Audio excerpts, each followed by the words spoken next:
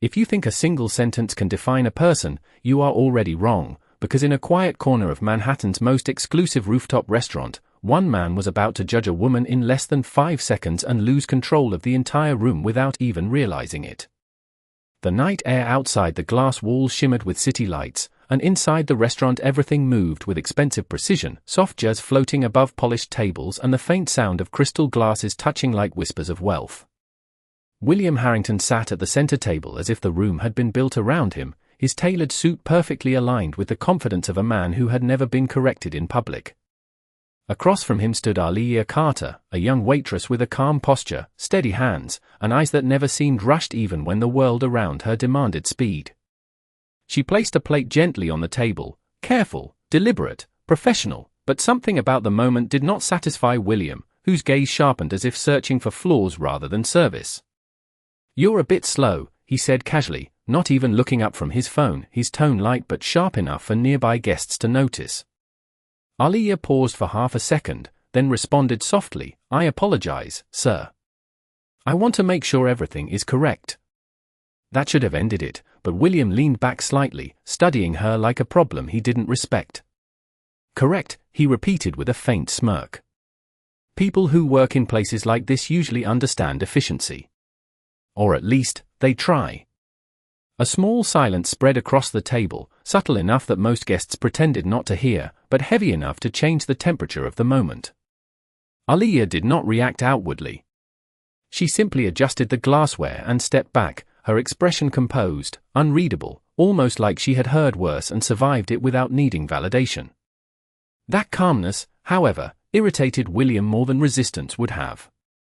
He gestured lightly toward the menu she had just placed down. "Do you even understand half of what's on this list?" he asked, not bothering to hide his judgment. A nearby couple glanced over, sensing tension but unsure whether it was their place to intervene. Aaliyah met his eyes for the first time fully, not with defiance, not with fear, but with a quiet clarity that did not match his expectations. "Yes, sir," she said simply. William gave a small laugh under his breath, as if she had confirmed something he already believed. "Interesting," he said, leaning forward slightly.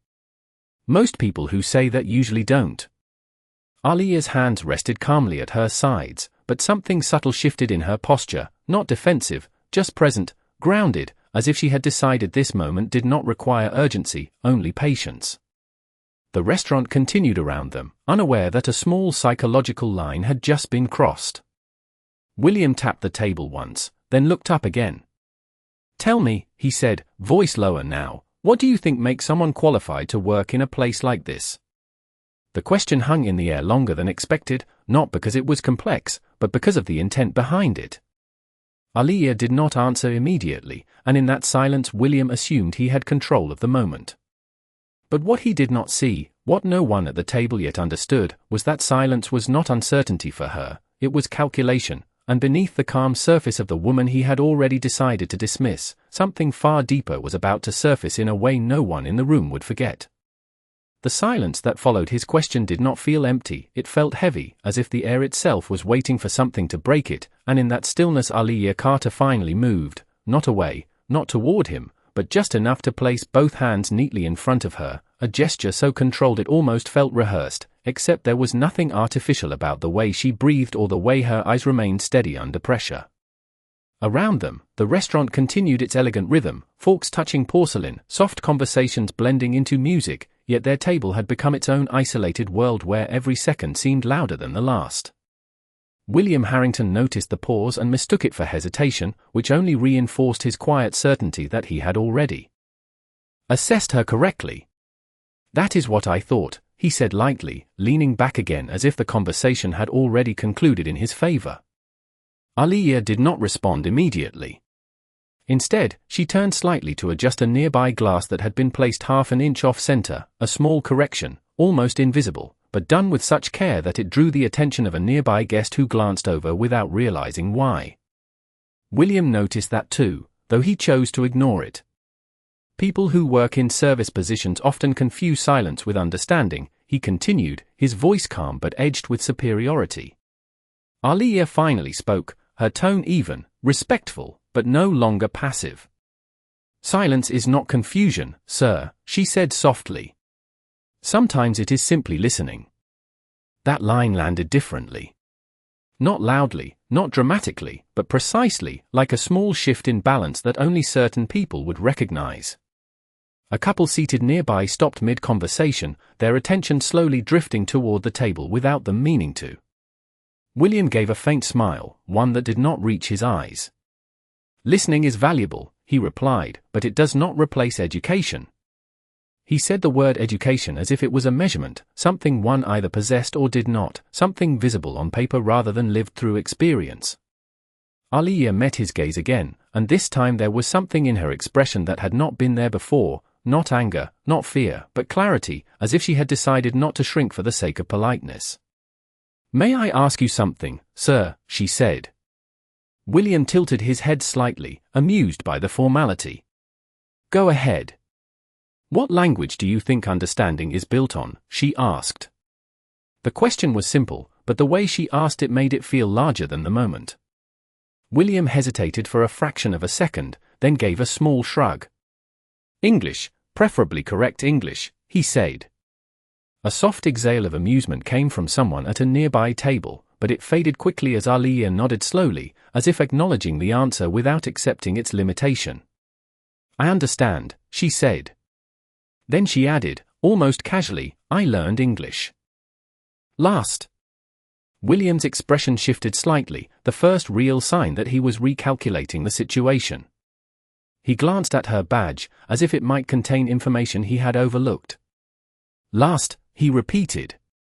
Aliyah gave a small, calm nod. "I grew up speaking Arabic at home, French in school for several years, and Spanish through community programs. English came later when I moved here." The words did not arrive with pride or performance. They arrived like facts, placed gently on the table between them. For the first time, William did not interrupt. He looked at her differently now, not yet with respect, but with uncertainty, as if a familiar equation had suddenly produced an unexpected result. Around them, the restaurant seemed to shift its attention more openly, conversations lowering without anyone consciously deciding to listen. Aliyah continued serving nearby tables with the same calm precision, as if what she had just said did not require validation, only acknowledgement. William watched her movements more carefully now, noticing details he had ignored before, the ease with which she transitioned between tasks, the quiet confidence in how she interacted with guests, the absence of nervousness he had mistaken for simplicity. Something subtle began to unsettle him, not because she had challenged him directly, but because she had not needed to. The shift in the atmosphere was not loud enough for most people in the restaurant to notice, but for William Harrington it was beginning to feel unavoidable, like a subtle rearrangement of gravity around their table, where every detail now seemed to carry a second meaning he had not considered before. Aliyah Carter moved between tables with the same calm precision as before, yet something about the way people now looked at her had changed, not because she demanded attention, but because attention had begun to find her on its own. At one table near the window, a guest who had been speaking softly in Spanish paused mid-sentence, glancing toward her as she corrected a detail on their order in fluent Spanish without hesitation. At another table, a couple exchanged a quick look of surprise when she responded to a greeting in French so naturally it felt like part of the restaurant itself. William noticed all of it, though he did not yet speak. He simply watched, his earlier certainty beginning to lose its sharpness. Aliyah returned to their table with measured steps, placing a glass down carefully, the sound barely audible against the soft background of music and conversation. William looked up at her, his expression less dismissive now, but still guarded. "You did not mention that earlier," he said, his tone more controlled than before. Aliyah met his eyes briefly, then lowered her gaze in a respectful manner. "You did not ask," she replied simply. The answer was not confrontational, yet it carried a quiet weight that lingered in the space between them. For a moment, William said nothing. Around them, the restaurant seemed to continue breathing, but slower now, as if even the background noise was paying attention. He adjusted his posture slightly, fingers resting on the edge of the table. "So you speak multiple languages," he said, as if testing the idea rather than acknowledging it. "Yes, sir," she replied. "How many?" he asked. Aliyah paused for a brief moment, not to calculate, but to choose her words carefully. 5 fluently, she said. And I am still learning 2 more. That sentence landed differently. Not as a boast, but as a fact delivered without need for approval. William's eyes narrowed slightly, not in anger, but in reconsideration. He glanced toward the surrounding tables again, noticing now that conversations had subtly shifted, some guests no longer pretending not to listen. Where exactly did you learn all of this? He asked. Aliyah placed her hands together in front of her, her posture unchanged, her voice steady. From places that required me to understand before I was allowed to be understood, she said. The words were calm, but they carried an implication that made William pause longer than he intended. For the first time, he looked at her not as a server, but as someone whose presence did not fit neatly into the assumptions he had made minutes earlier. The confidence he usually relied on in conversations like this began to feel slightly misaligned, like a familiar script that no longer matched the scene unfolding in front of him. A passing server slowed briefly near their table, as if sensing the change in tone, then continued on. William leaned forward just slightly, lowering his voice. People exaggerate their abilities sometimes when they want to be impressive, he said, carefully choosing his words. Aliyah nodded once, acknowledging the thought without agreeing with it. That is true, she said. Then she added, but languages are difficult to exaggerate when you are asked to switch between them without preparation.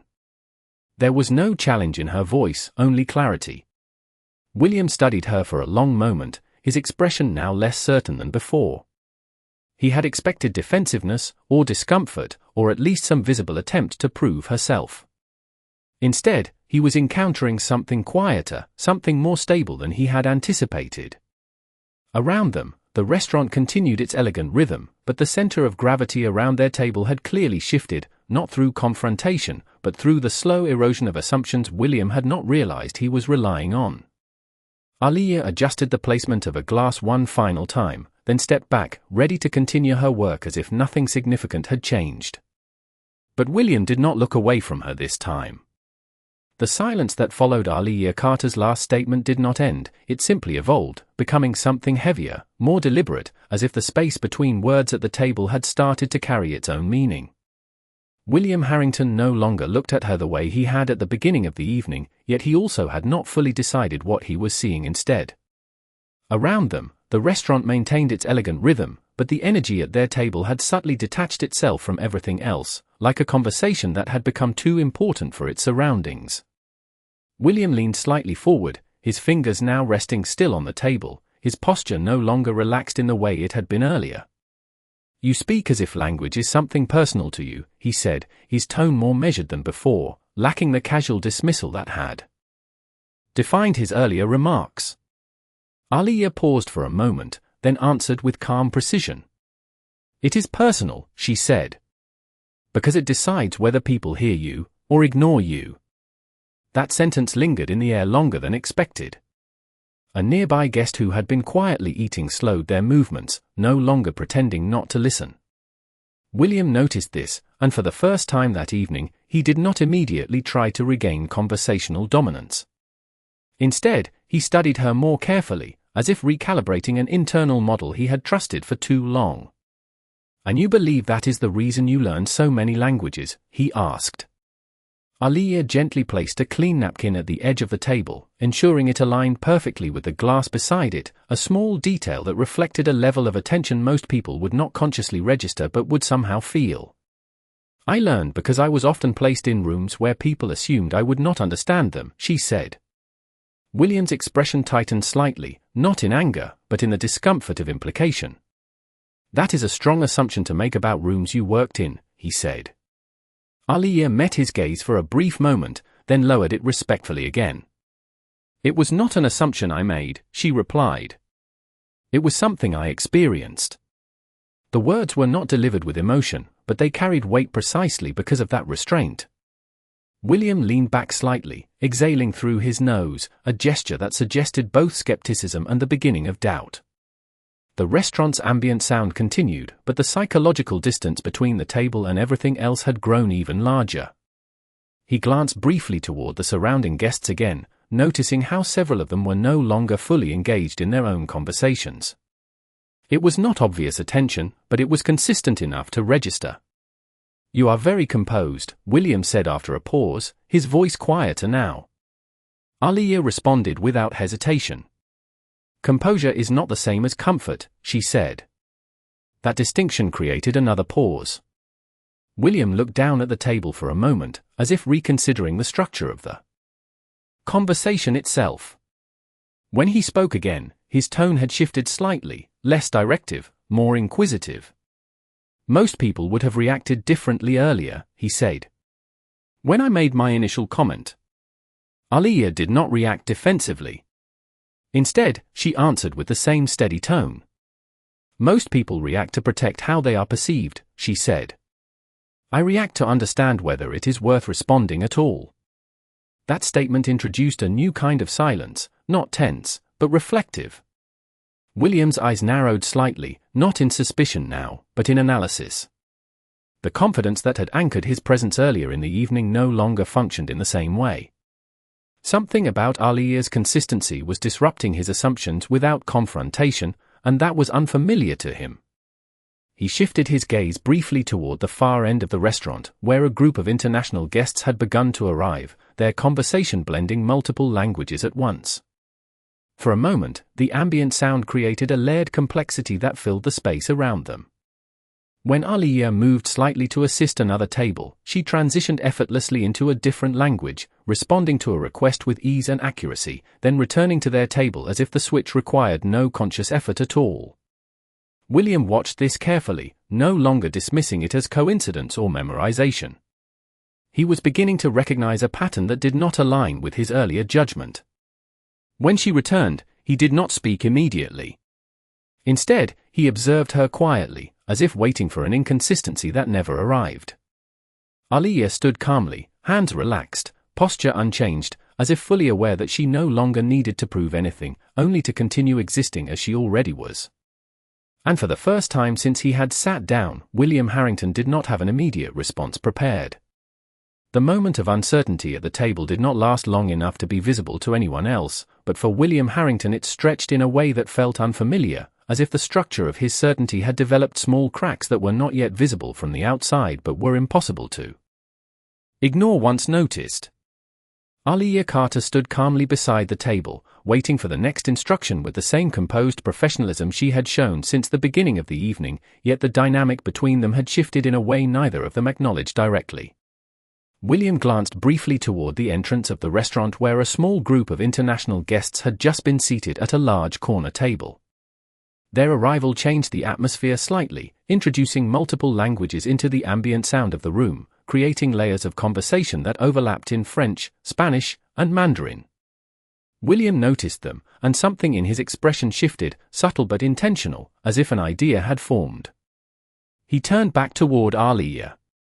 "Bring the check for that table when you are ready," he said, then paused briefly before adding, "and make sure it is accurate." The instruction was simple on the surface, but his tone carried an underlying expectation, a quiet challenge that suggested he was observing not just her service, but her limits. Aliyah nodded once, then moved toward the table without hesitation. The international group was engaged in conversation when she arrived, their speech shifting rapidly between languages as they discussed details of their meeting.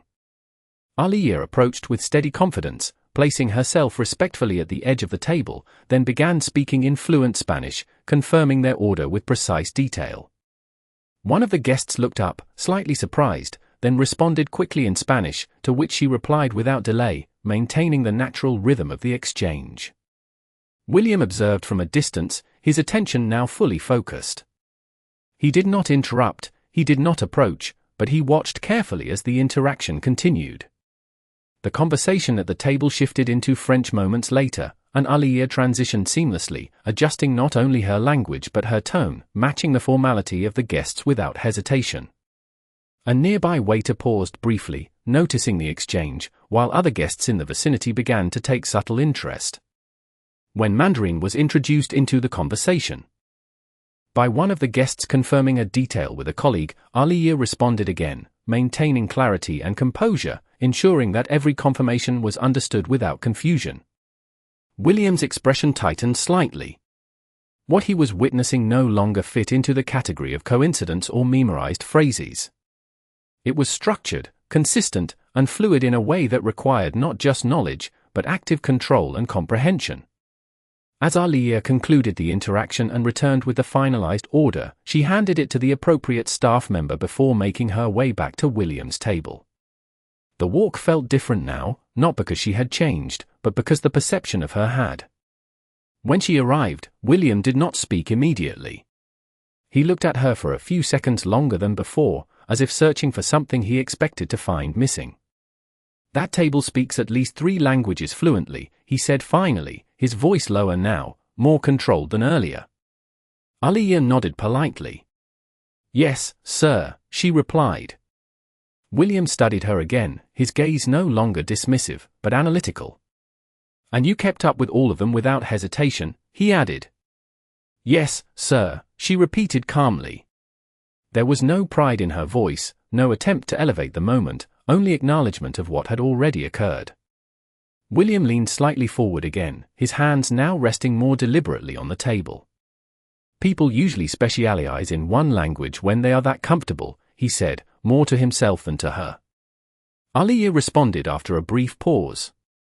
"People usually learn within environments that require them to choose one path," she said. "I did not always have that option." The sentence lingered in the space between them, altering the tone once again.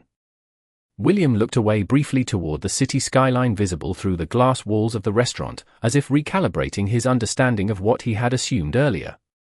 When he looked back at her, the confidence in his expression had softened, replaced by something more uncertain, not weakness, but recognition that his original judgment had been incomplete.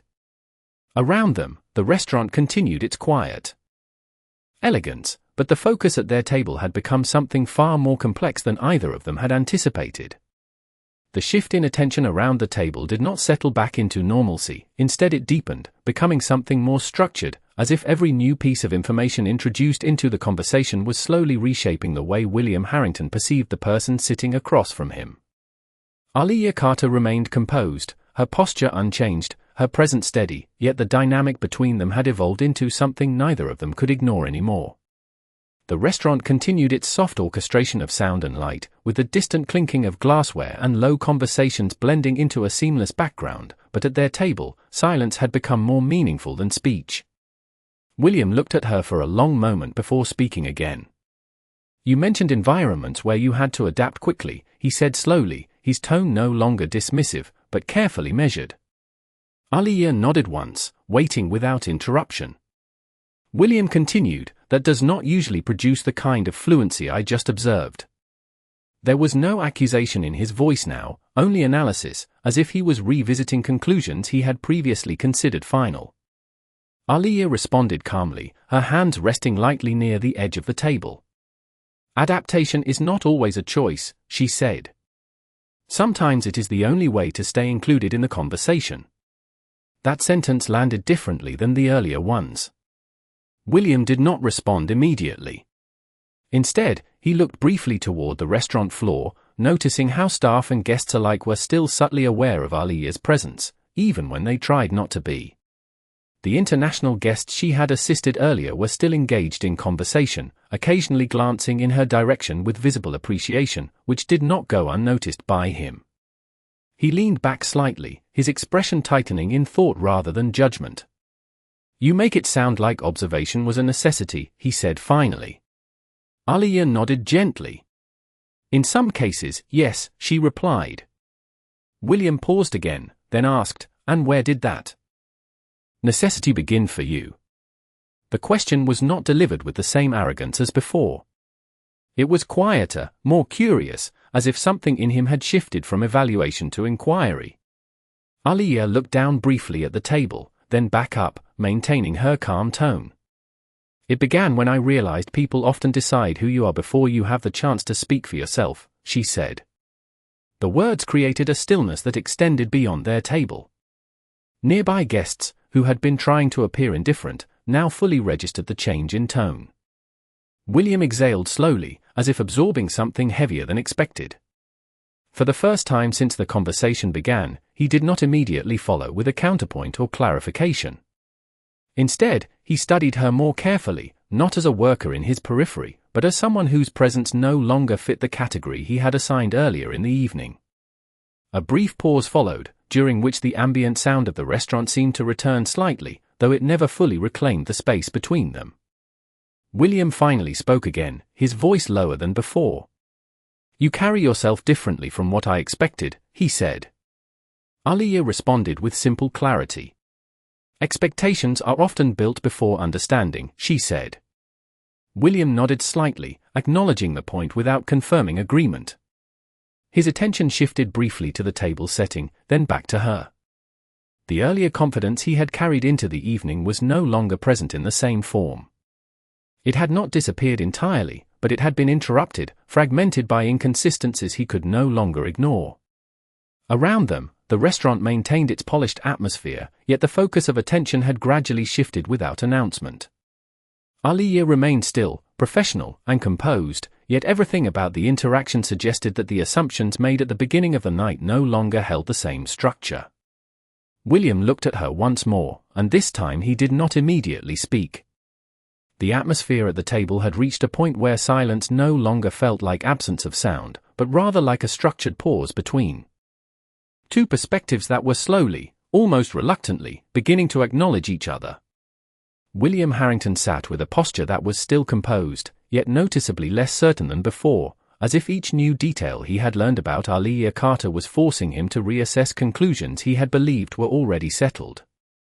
Around them, the restaurant continued its quiet elegance, but the energy at their table remained distinct, separated from the rest of the room like a conversation occurring under a different set of rules. William finally spoke again, his voice calm but noticeably more measured than earlier in the evening. "You mentioned earlier that people decide who you are before you speak," he said. Aliyah nodded once, waiting without interruption. William continued, "That is a broad statement. It assumes intent." Aliyah did not react defensively. Instead, she maintained her steady presence, her hands resting lightly in front of her, her posture unchanged. "It does not require intent," she said softly. "It only requires repetition." That answer created a pause that felt heavier than the previous ones. William leaned slightly back in his chair, his gaze shifting briefly toward the distant city lights visible through the glass walls of the restaurant. For a moment, he seemed less focused on her words and more on the implications behind them. When he spoke again, his tone had changed subtly, no longer analytical in the same way, but more reflective. "And you believe that repetition shaped your experience here tonight?" he asked. Aliyah nodded gently. "It shapes most experiences before they begin," she replied. William studied her in silence for a few seconds, then looked down at the table as if considering how many of his own assumptions had been built in the same way.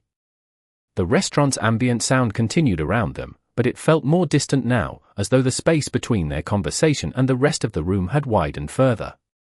A passing waiter paused briefly nearby, then continued on, sensing without fully understanding that something in the dynamic at that table had shifted. William tapped his fingers lightly once against the edge of the table, not in impatience, but in thought. "You are unusually articulate," he said finally, his voice quieter. Aliyah responded simply, "Clarity is often a requirement, not a choice." William gave a faint nod, but did not immediately respond. Instead, he looked at her with an expression that no longer carried the same confidence it had at the beginning of the evening. It was still composed, still controlled, but now layered with something less defined, something closer to reconsideration. He glanced briefly toward the nearby tables again, noticing how attention, though subtle, continued to drift toward their conversation despite attempts to appear otherwise engaged. When he returned his gaze to Aliyah, he no longer spoke immediately. Instead, he allowed a longer silence to settle, one that felt less like interruption and more like recognition that the conversation had moved beyond his original framing. Aliyah remained steady, neither pressing nor withdrawing, maintaining the same calm presence she had carried from the beginning. After a moment, William finally spoke again, but his tone had shifted noticeably. "Earlier tonight, I made an assumption about your capabilities," he said. The words were direct, but not sharp. Aliyah did not respond immediately, allowing him to continue. William exhaled lightly before finishing his thought. And I am beginning to see that assumption may not have been accurate. The admission was subtle, not dramatic, but it altered the balance at the table in a way that was immediately noticeable. Aliyah nodded once, not in satisfaction, but in acknowledgement. Understanding changes when information changes, she said calmly. William looked at her for a long moment, then slowly leaned back, his expression no longer fixed in certainty. The conversation had not ended, but it had clearly entered a different stage, one where judgment had been replaced, at least temporarily, by something closer to observation. The shift in understanding at the table did not settle into comfort, but instead evolved into something more complex, something that neither William Harrington nor Aliyah Carter fully named aloud, yet both were now clearly aware of. The earlier certainty William had carried into the evening no longer existed in its original form, replaced instead by a quieter, more cautious way of observing the woman seated across from him. Aliyah remained composed, her posture unchanged, her presence steady, as if the conversation had not altered her internal state in the same way it had clearly altered his. Around them, the restaurant continued its refined rhythm, yet the focus at their table remained isolated, as though the surrounding environment had become secondary to the exchange unfolding between them. William finally spoke again, his voice lower than before, stripped of the earlier sharpness that had defined his first impressions. I want to understand something more clearly, he said. Aliyah nodded once, indicating she was listening without interruption. William continued, choosing his words carefully. When you said people decide who you are before you speak, are you referring to tonight specifically, or something more general? Aliyah considered the question briefly, then answered with calm precision. Tonight is only one example, she said. But it is not an isolated one. The answer did not carry accusation, only observation, yet it added another layer to the conversation that William could not easily dismiss. He leaned slightly forward again, his attention now fully engaged. So in your experience, assumptions tend to form quickly, he said. Aliyah nodded gently. They form before questions are asked, she replied. William paused, absorbing the simplicity of that statement. It was not dramatic, yet it carried an implication that extended beyond their table, beyond the restaurant itself. For a moment, he did not respond. Instead, he looked briefly toward the surrounding room again, noticing how the earlier curiosity from other guests had not completely faded. Some continued to glance in their direction, though discreetly, as if aware that something significant was unfolding without knowing how to categorize it. William exhaled slowly, then shifted his focus back to Aliyah. I have spent most of my life making decisions based on observation, he said. Patterns, efficiency, outcomes. Aliyah listened without interrupting. William continued, his tone now less assertive, more reflective. It appears that in this case, my observation was incomplete. The statement hung in the air for a moment before settling. Aliyah did not respond immediately. When she did, her voice remained calm. Observation is only one part of understanding, she said. It does not replace context. William nodded slightly, acknowledging the distinction. The earlier dynamic of control and evaluation had shifted into something more uncertain, where neither participant held full authority over the direction of the conversation. The restaurant's ambient noise continued, but it felt distant now, as if the space around their table had narrowed further. William looked at her for a longer moment than before, then spoke again, his voice quieter still. You have remained consistent throughout this conversation, he said. Aliyah replied simply, consistency is easier than correction. That sentence introduced another pause, one that neither of them rushed to fill. William leaned back slightly, his gaze shifting once more toward the city skyline beyond the glass walls, where light stretched across Manhattan in quiet motion. When he returned his attention to the table, his expression had softened, no longer defined by certainty or skepticism, but by something closer to reconsideration.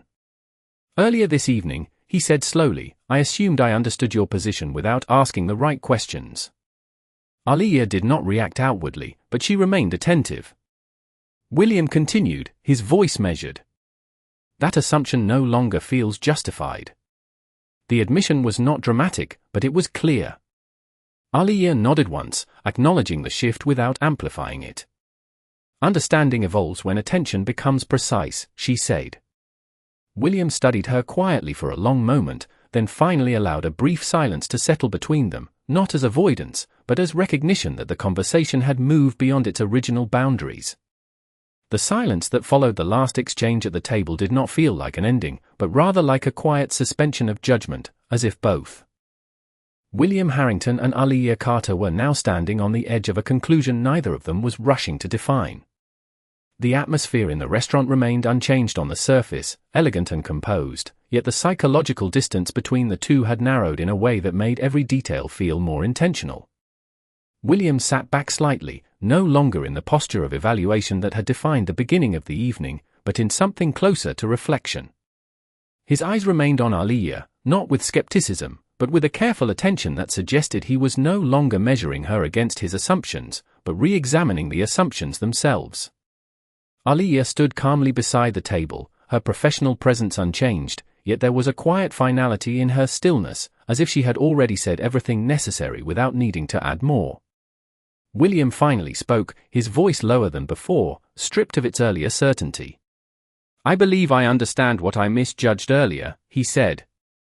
Aliyah did not interrupt. William continued, choosing his words with deliberate care. "I assumed capability is always visible in the way people present themselves immediately." Aliyah nodded once, acknowledging without agreement or disagreement. "And I am beginning to see that is not always true." That sentence marked a clear shift in tone. It was not an apology, but it was no longer a dismissal. Aliyah responded softly, "Visibility is often decided by environment, not ability." William exhaled lightly through his nose, looking briefly toward the city beyond the glass walls again. The lights of Manhattan stretched outward in quiet motion, indifferent to the conversation happening inside. When he looked back, his expression had softened further. "You did not need to prove anything to me tonight," he said. Aliyah replied calmly, "I was not proving anything." That distinction created a pause that neither of them attempted to interrupt. William studied her for a moment longer, then slowly leaned forward, resting his hands on the table in a more grounded posture. The earlier dynamic of control had fully dissolved now, replaced by something more equal, though not yet fully defined.